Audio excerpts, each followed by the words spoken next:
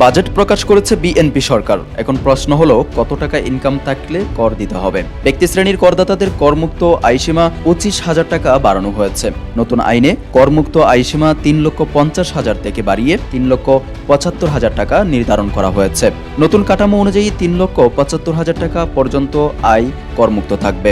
এরপরের 3 লাখ টাকার উপর 10% এবং পরবর্তী 4 লাখ টাকার উপর 15% এবং এর পরবর্তী ধাপগুলোই ক্রমান্বয়ে উচ্চ হারে কর আরোপ করা হবে। অর্থাৎ একজন ব্যক্তির 3,75,000 টাকার নিচে ইনকাম থাকলেই তাকে কর দিতে হবে না। কর ফাঁকির বিরুদ্ধেও কঠোর অবস্থান নেওয়ার কথা বলেছে বর্তমান সরকার। নতুন বিধান অনুযায়ী কর ফাঁকি শনাক্ত করতে তথ্য সংগ্রহ, তদন্ত, তল্লাশি, পরিচালনা, নথি জব্দ এবং সংশ্লিষ্ট তথ্য বিশ্লেষণের সুযোগ আরও বিস্তৃত করা হয়েছে। সূত্র বলছে, রাজস্ব আদায়ের ক্ষেত্রে শুধু নতুন কর আরোপ নয়, বিদ্যমান করের যথাযথ বাস্তবায়নই এখন বড় চ্যালেঞ্জ। সেই লক্ষ্যেই তদন্ত ও গোয়েন্দা কার্যক্রমকে আরও শক্তিশালী করা হচ্ছে।